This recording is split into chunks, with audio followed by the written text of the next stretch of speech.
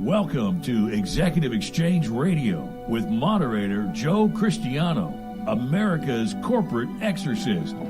Hosted by Dr. Jennifer Beaman and Jorge Gutierrez, trusted advisors to chief executives and business leaders across the nation. If you would like to add to the conversation, call 646-652-4620.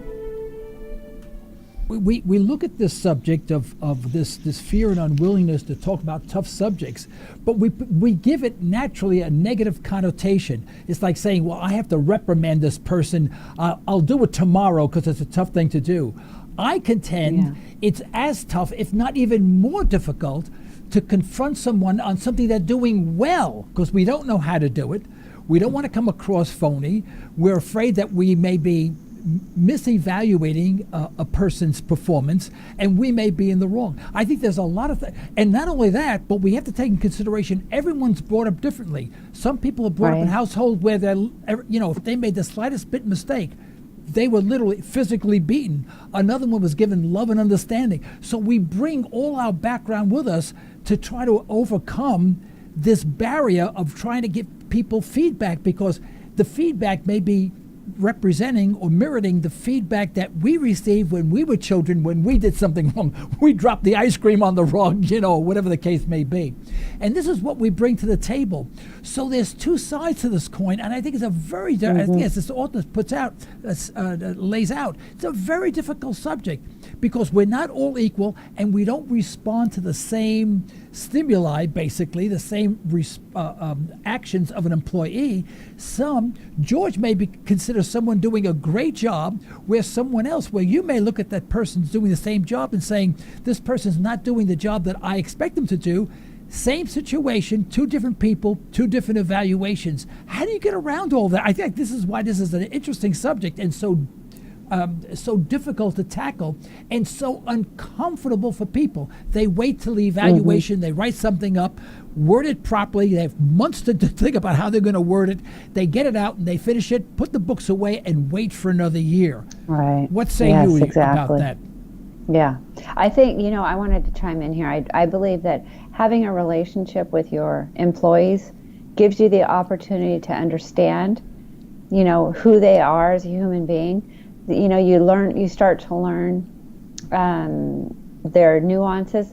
Everybody comes to the organization or to the company with a lifetime of experiences and backgrounds and their, everything that makes us who we are. And if we spend the time to establish a relationship with them, we're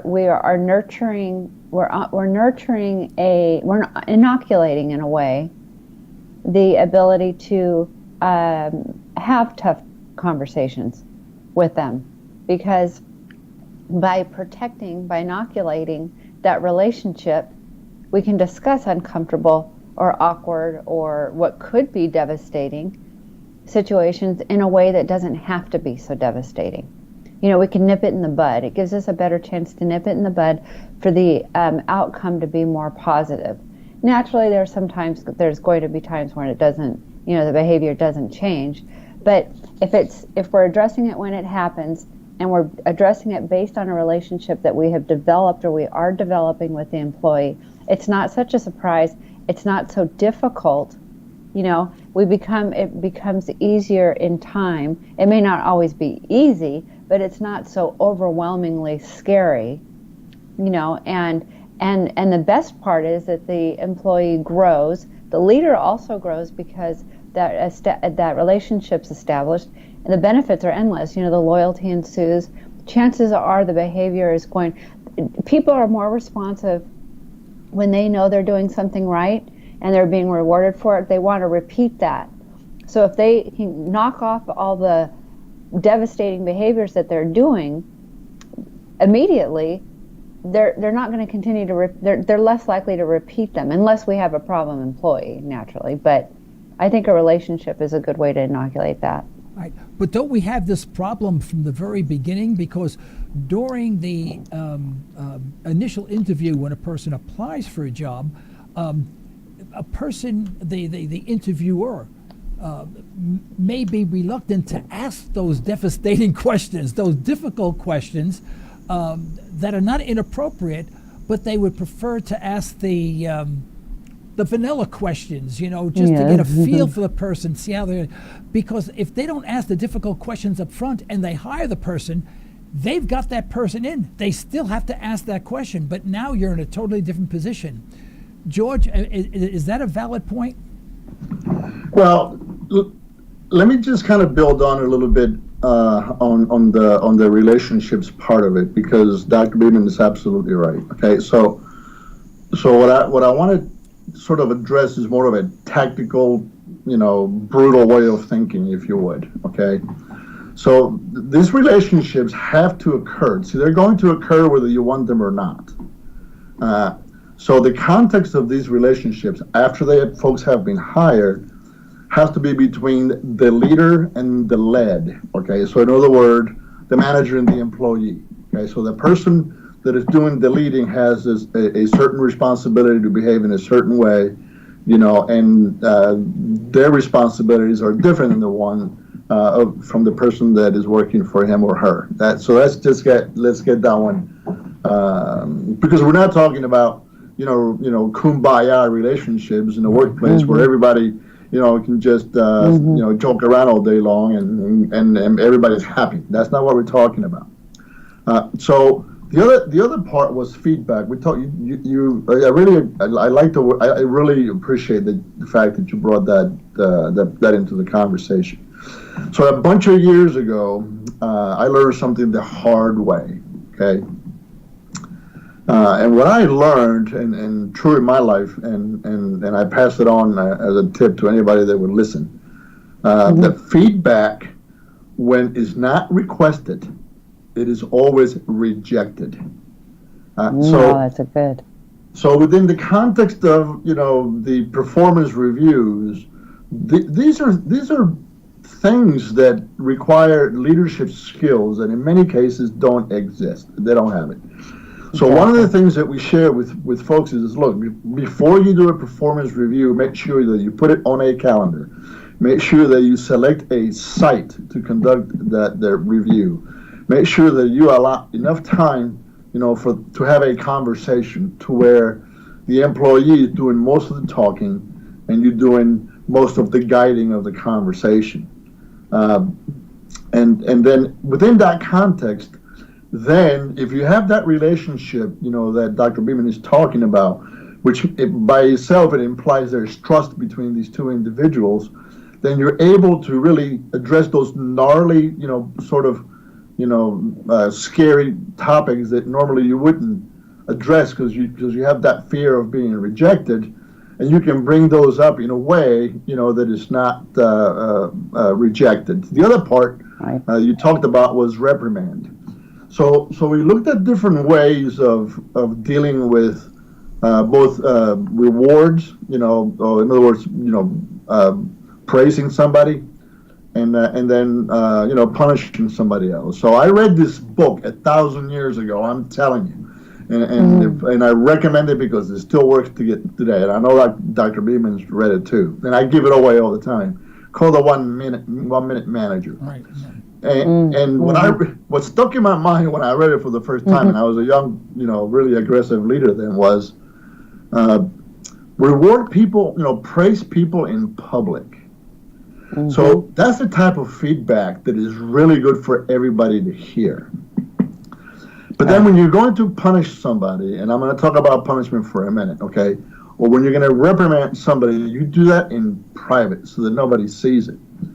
So this word punishment or reprimand, it's something that has to be clearly defined in terms of, what type of authority a supervisor has before they go around and punish somebody.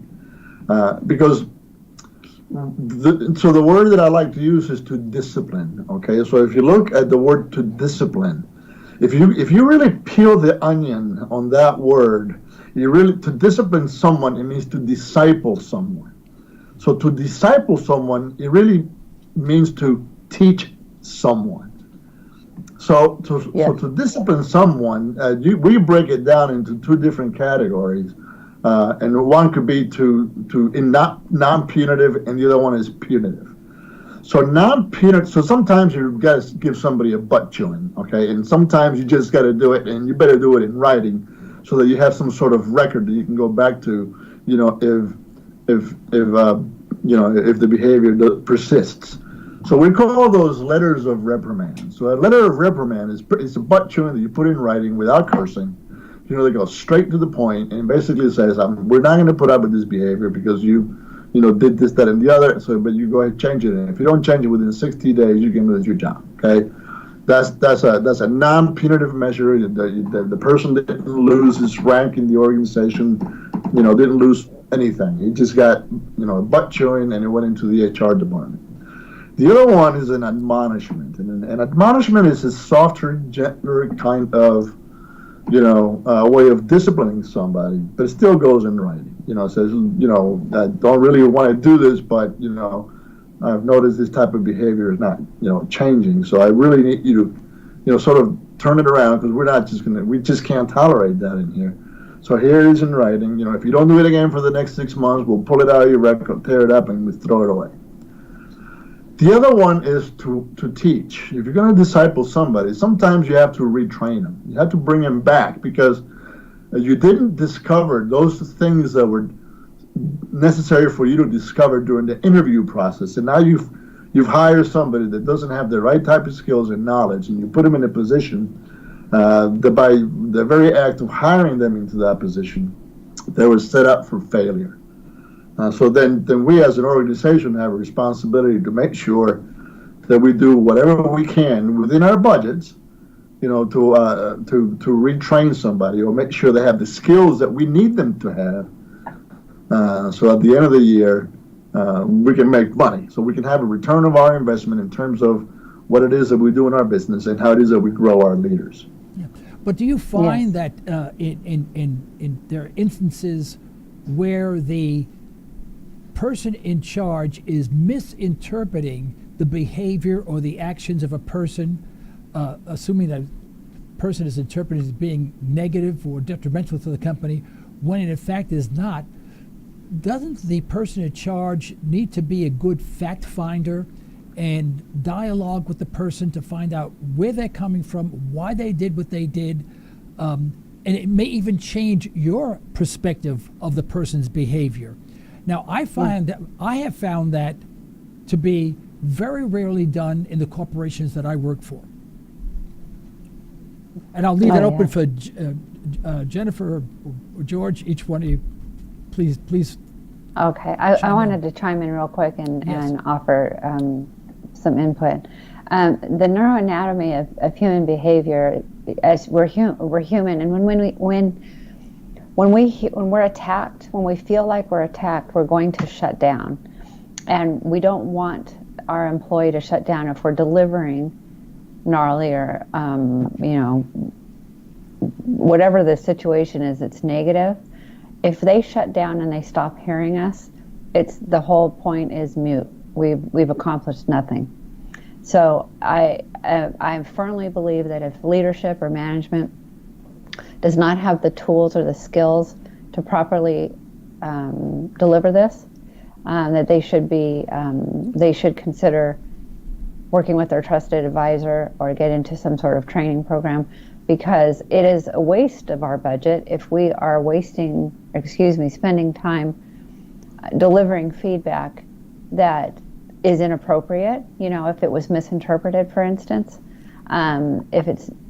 because it can go both ways.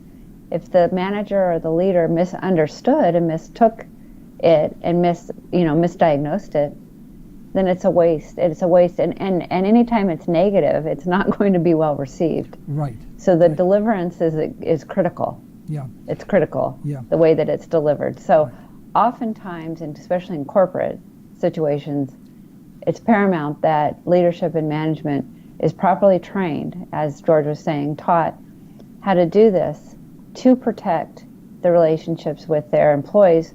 So when situations like this arise, they're dealt with most effectively. We're human beings. It's going to happen. In corporations, it's just going to happen. It's just a matter of controlling it and trying to minimize it. But as leaders, it's up to us to make sure that we have the tools to do so most appropriately. Yeah, and I would retort by saying sometimes the leaders don't know they don't have the tools. They assume that they do, but they really don't. And they have this parent-child relationship with their employees, and they're reliving their youth all over again. And I've seen this. And conversely, I've had superiors in corporations that I work for that always told me nothing but good news. There was always good news, and he did exactly what this article said. He had the fear and willingness to talk about the tough issues, so he papered everything over.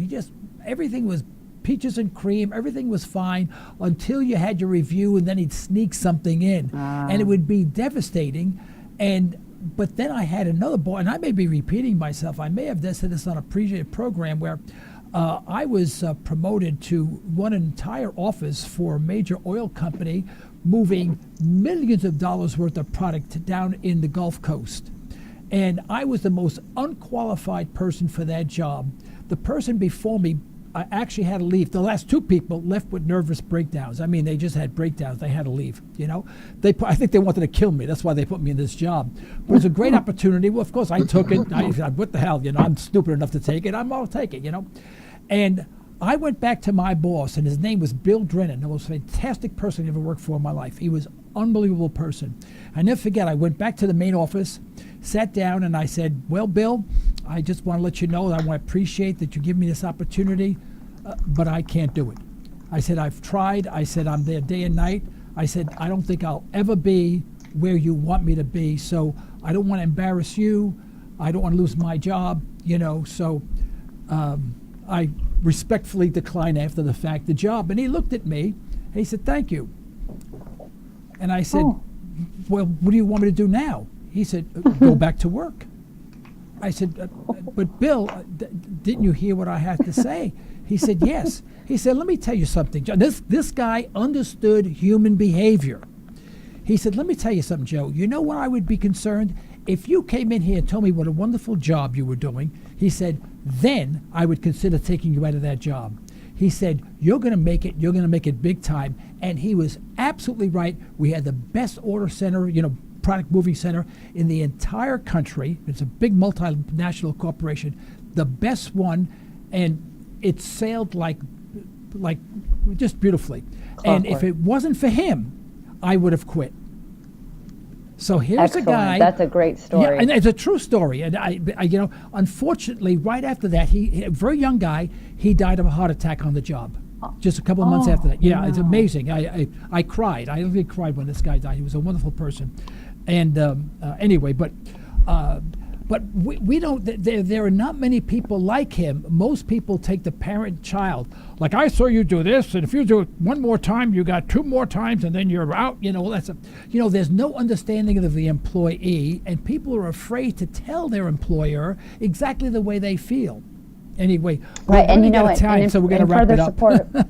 Sorry. Excuse me. I was going to say, you know what? In further support, you were being a good employee, which means he hired well because you were comfortable enough and courageous enough to talk to him about it.